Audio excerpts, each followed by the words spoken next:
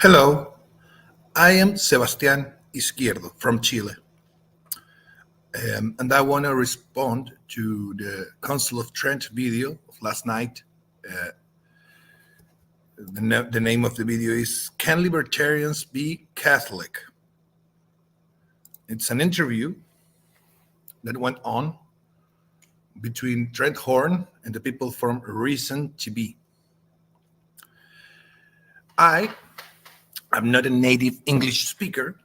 I am a native Spanish speaker, so I will try to make myself understandable. I will make my best effort. I know I'm not the best English speaker as a second language in the world, and I know there will be many mispronunciations along the way, and even some errors. I hope people that watch this video watch it with benefit of the doubt, with charity in the situation. The thing is, I watched the entire Trent Horn interview last night, and I could not stop and think that I need to respond to that. I needed to respond to that interview. I needed to respond it because it is a very sensitive topic for me. I was libertarian. I am Catholic. And one of the things that I've been talking about in my channel to my Spanish-speaking audience is about the incompatibilities between liberalism, libertarianism, and all those ideologies with Christianity and Catholicism. And I think that throughout the interview, Trent Horn was very polite, was very neat, very clear about Catholic teaching, but he did not address exhaustively, like he did with detail, the differences and the points of incompatibility that are when you try to that arose when you try to combine libertarianism with Catholicism. There are points of disagreement that are dogmatic and deep and very important.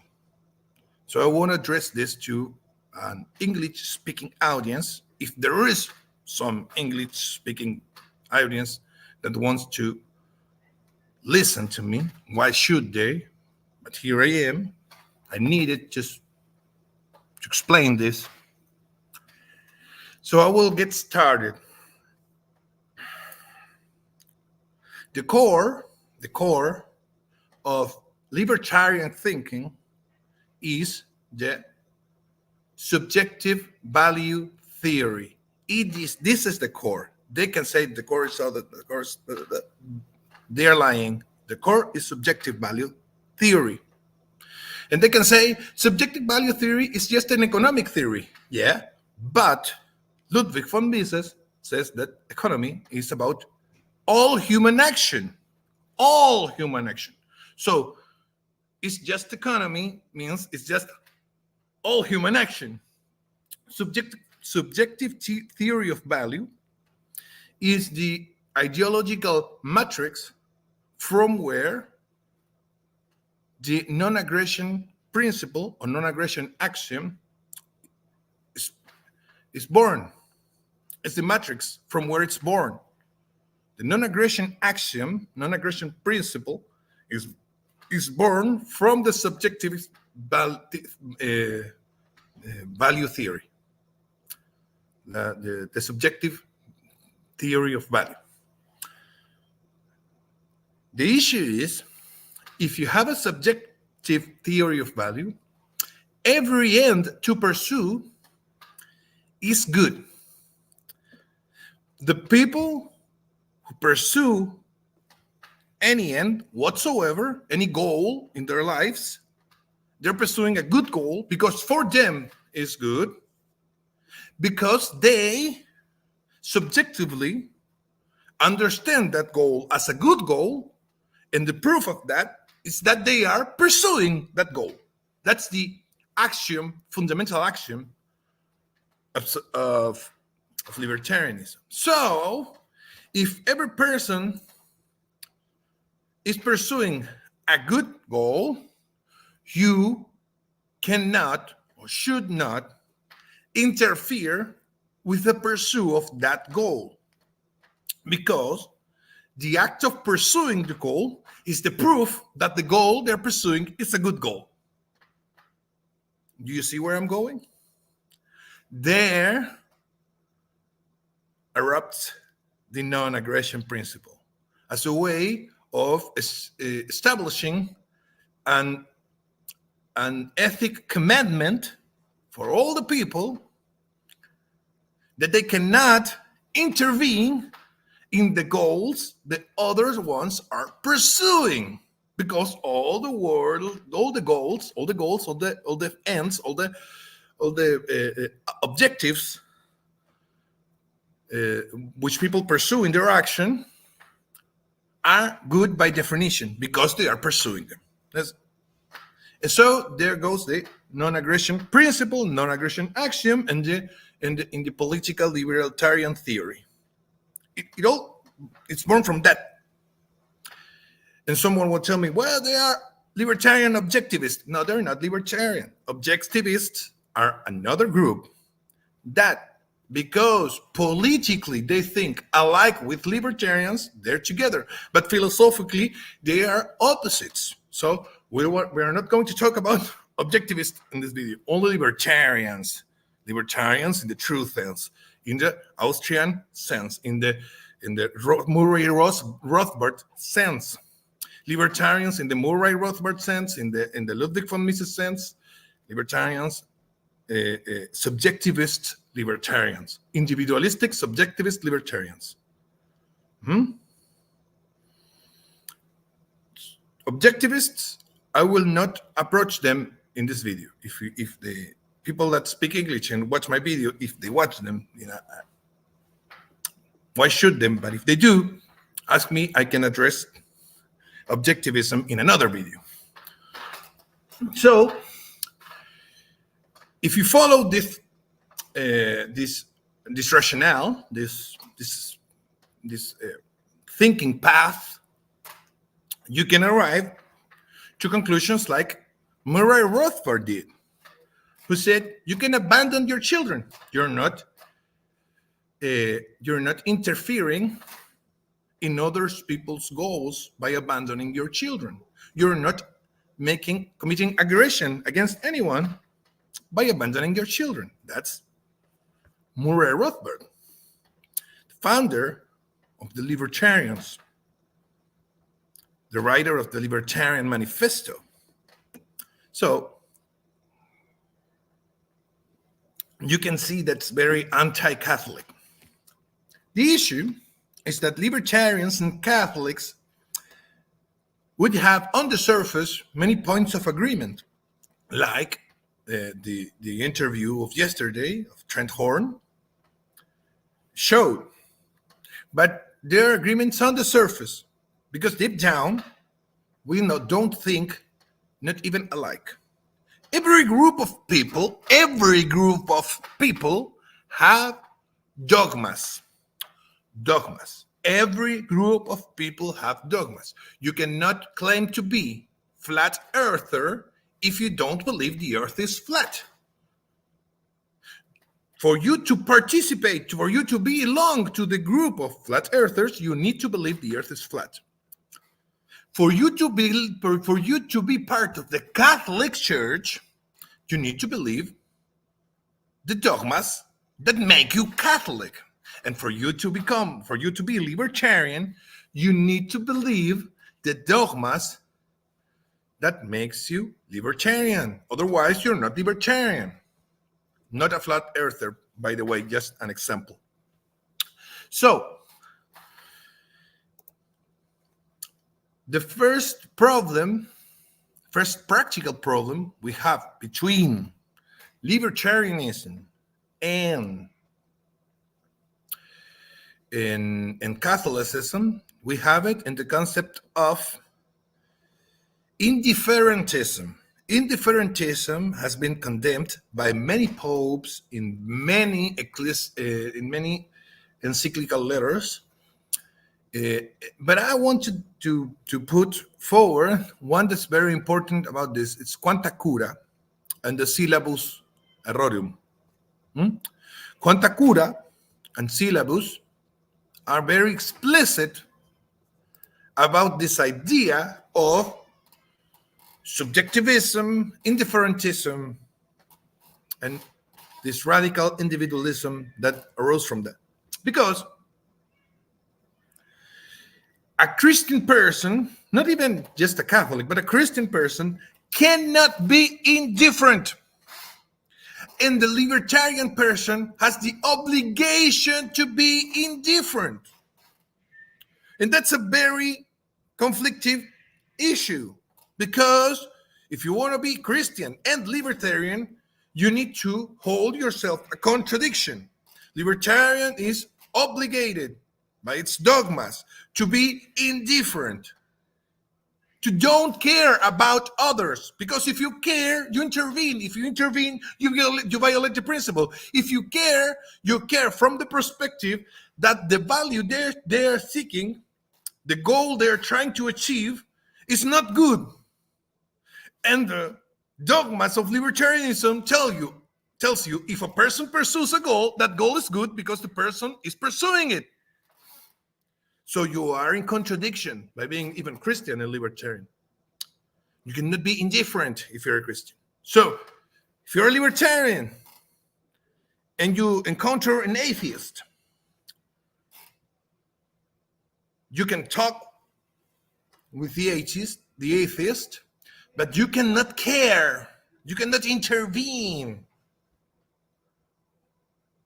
to achieve that this atheist person leaves behind atheism and converts for their own sake, for their own salvation. You cannot intervene because you're libertarian. You cannot intervene because you're libertarian. And if you're Christian, you're obligated to intervene. You're obligated to act. You're obligated to step underway to be like a problem to the other person, so the person stop pursuing bad goals and start pursuing good goals. In Catholic politology is a Spanish writer. I forgot the name now. Donoso Cortés, Spanish Catholic politologist. He say Christian society needs internal repression that leads to sainthood of the person. I repress myself for my own concupiscences, my own tendency to sin, and my own bad conduct. I repress myself, but there is also external repression. External repression that lead to other people that are not internally repressing themselves, realizing that they had to repress internally. And the external repression violates the non-aggression principle. So I encourage all people wants to be libertarian and Catholic to learn, read Quanta Cura and read the syllabus. But I wanna say something about this, and I want to continue because I have more like here in my I wrote like a guide to respond. So, I have to talk about the Fourth Commandment, Romans 13, the book of Romans, chapter 13. I want to talk about fractality, authority, limits of this political system based on the magisterium of the church and patriarchy. And I want to respond about the theme of prostitution that also erupted in that interview. So, but I want to say, I am happy that is true. Many libertarians are coming to Catholicism. It's true.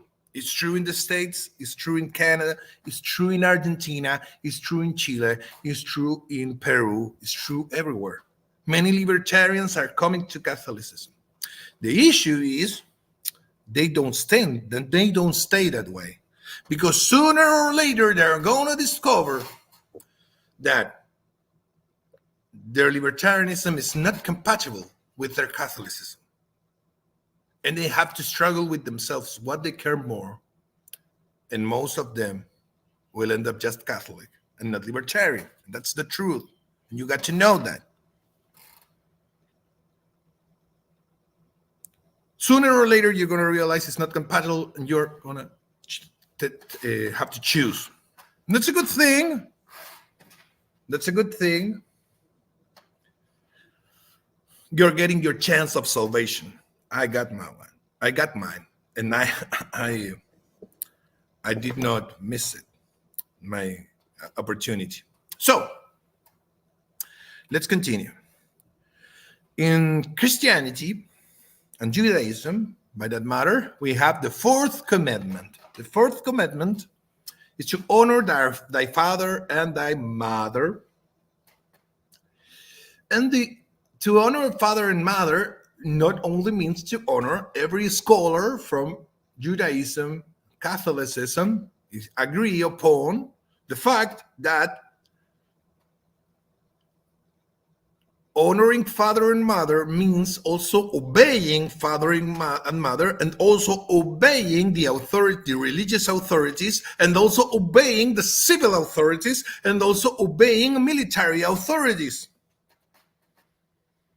Because they are like figures of mother and father in another areas, like teacher. You have to obey and respect and honor the teacher because he is like your father in the classroom. You have to respect, obey, and honor your mayor because he is like your father in the town hall. You have to obey and respect and honor the judge because the judge is like your father in a judiciary system, etc., etc., etc. And that's something every religious scholar agrees upon.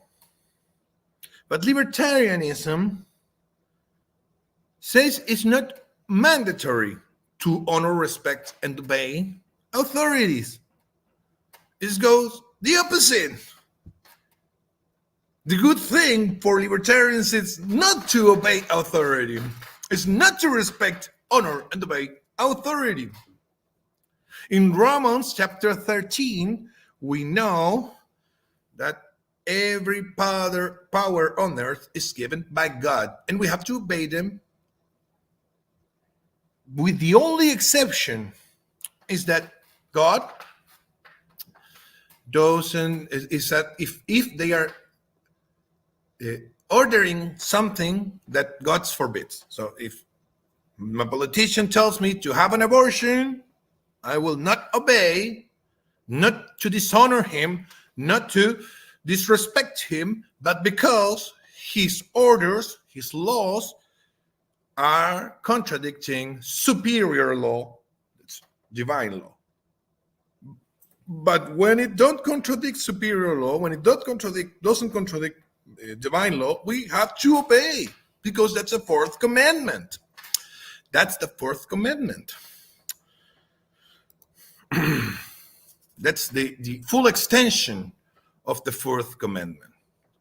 Also for libertarians, and that's also a dogma. If you don't think that, You're not libertarian if you don't think that taxation is theft. That's a dogma for libertarians. If you don't think self-taxation is theft, you're not libertarian. But also, in the book of Romans, in the 13th chapter, the Apostle Paul talks about paying our taxes. And that is good to do so. Pay taxes, pay the tribute, pay debt, and pay tariff, etc. And pay honor also.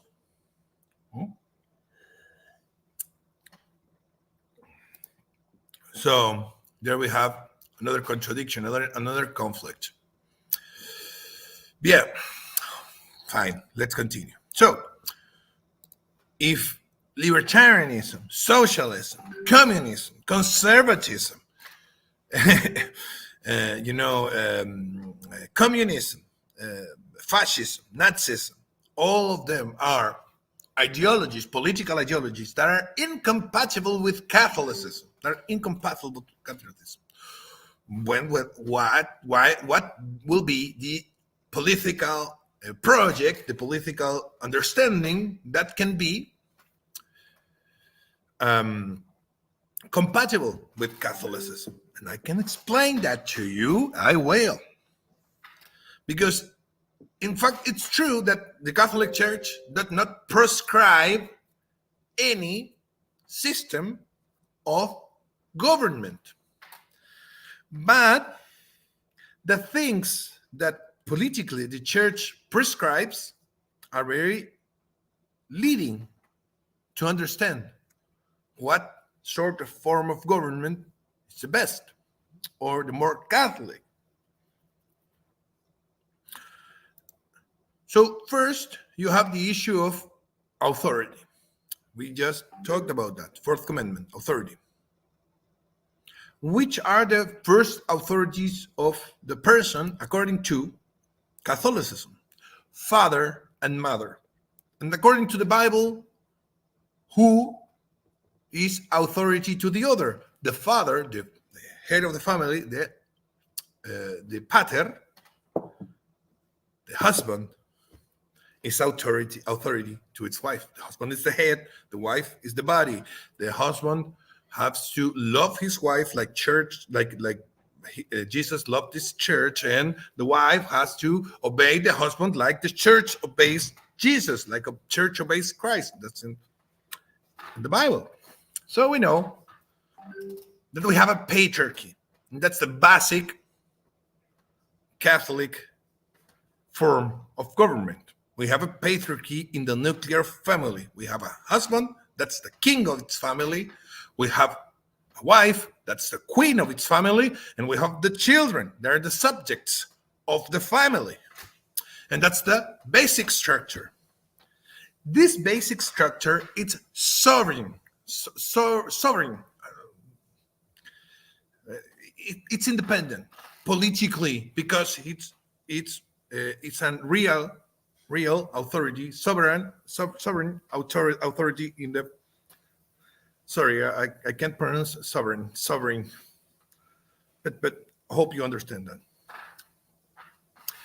So the family is around. It's like its own country. It's like its own kingdom, because it has its own authorities. It has its own law. It got its own organization, its own economy, its own territory. That's a home, etc., etc., etc. So we have our basic political structure of Catholicism right there. Obviously, a family cannot meet all the needs they have.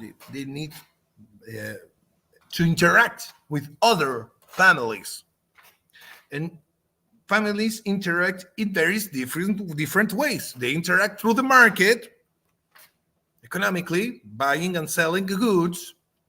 They interact through the parish, religiously, attending mass and being nice and friends with all the other people that attend mass and that same parish, and knowing the the priest and going to confession and the Eucharist, etc.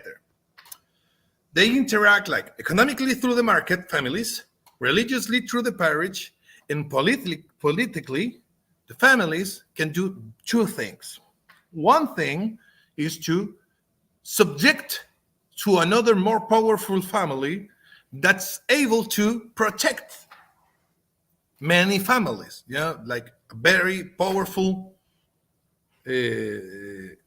father, husband of another family that can protect not only his family but many families, because he has money, because he has soldiers, because he have maybe because just bigger.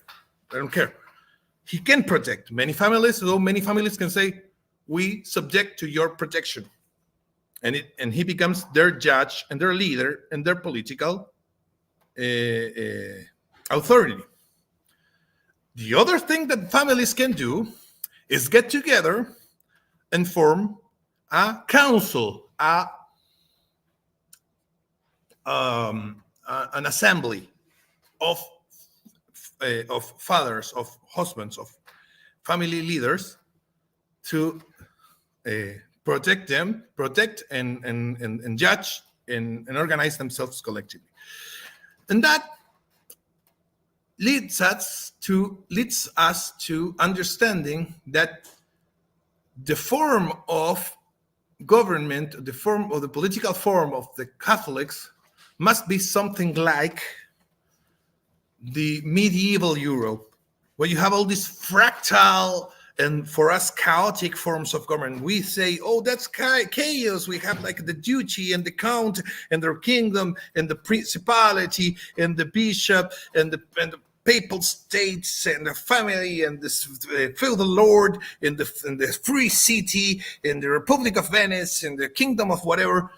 Yeah, it can be to us modern people like chaotic, but they were more orderly than we, because they had like in more free, because they have all these authorities in competition, all these authorities in conflict, in theoretical conflict. They were not like at war, but like trying to gain more power, but it's competition like in the market. So they have all these authorities, and they all like work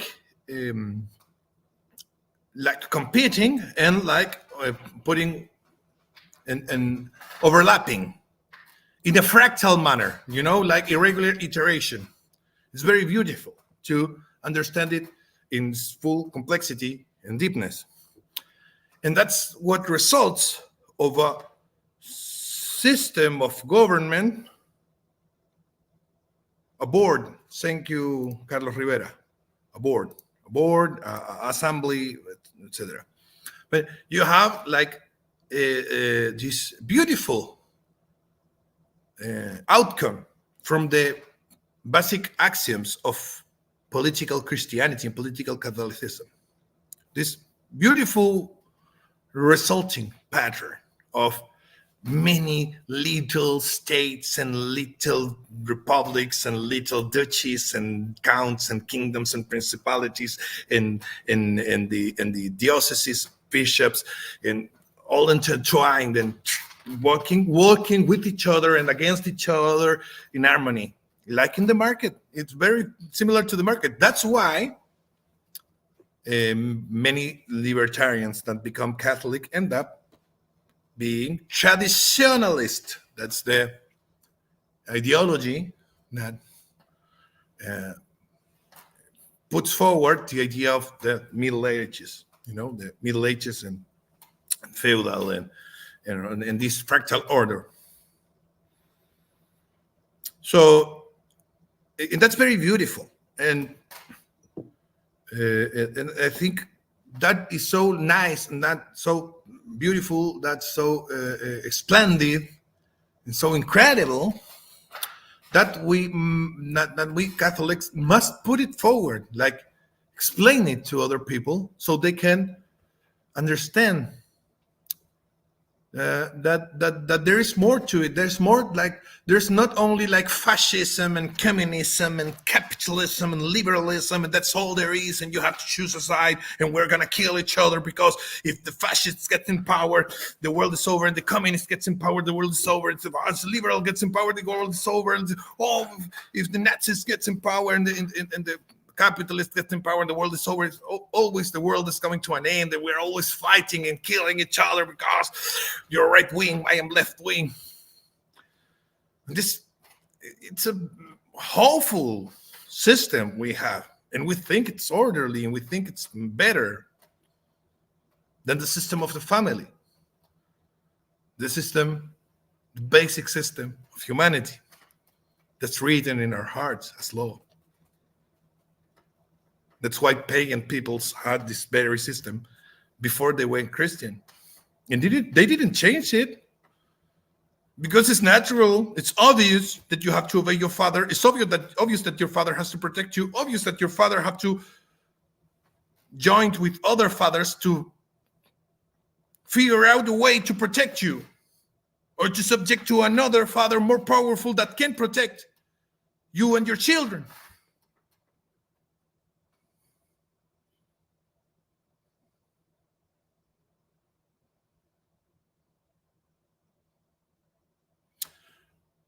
So we have to explain this. We have to express this whenever we encounter a political discussion, because we have something beautiful, something very pretty, something magnificent to give, to show the other people that are like in this war about the fascist, communist, capitalist, liberal, fascist, communist, conservative.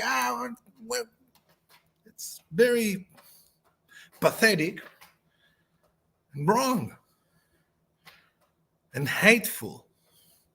They say, these are hateful, not you're hateful. The whole system is hateful. The whole system is hateful.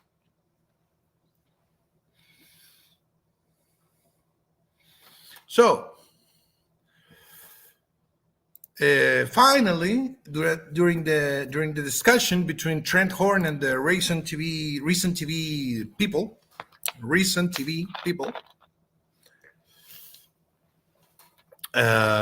they talked about prostitution.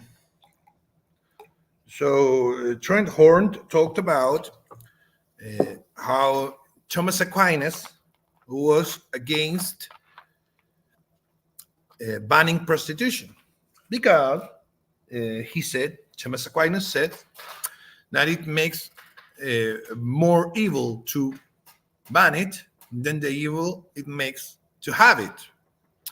And Trent Horn, he says, he's against that notion. And he says that he's for banning prostitution. And he gave some statistics and some studies up front to support his opinion. I want to respond to him in this issue. Very short answer. A very short answer to his opinion in this matter. So he says prostitution is bad, and he shows all the studies, but these are recent studies, and he is conflating many things. So first, we have the difference that in the time of Thomas Aquinas, you had prostitution without contraceptives. There were no contraceptives, neither for prostitutes nor for normal women. No contraceptives. So without contraceptives, you have a less sexual society. That's no discussion about it. So we can see prostitution now, but we cannot refute Thomas Aquinas, because we now have a different technological society that has these contraceptions and that sexualize our society more. Also, we have now this industrial prostitution that didn't exist back then. That is pornography. pornography is industrial prostitution. And that is very sexualizing, so sexualizing to society also, even more than contraceptives. So I think we have to review the opinions about prostitution with the opinions about contraceptives and pornography. Because I think in a world without contraceptives and without pornography, Thomas Aquinas was right about prostitution. That it's better to have it legal than to ban it, because ban it would be a bigger evil than to leave it legal. I may agree with Thomas Aquinas. Now we can disagree, but we can see where are we going to put the ban. We can put the ban on contraceptives. That would be much better than putting the ban on prostitution. And so, for everyone. But that's an opinion, yeah? Studies, yeah.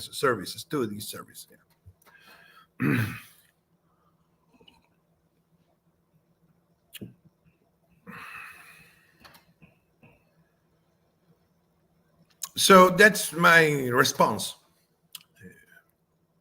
I hope Trent Horns watch this, sees it. I hope many English-speaking persons gets to see it. I repeat, I'm not a native English speaker. I am a native Spanish speaker. I'm from Chile. My name is Sebastián Izquierdo. I wanted to respond. I think I felt the responsibility to transmit this. I hope I've been sufficiently clear. Love you all. Blessings. And Ave Christus Rex.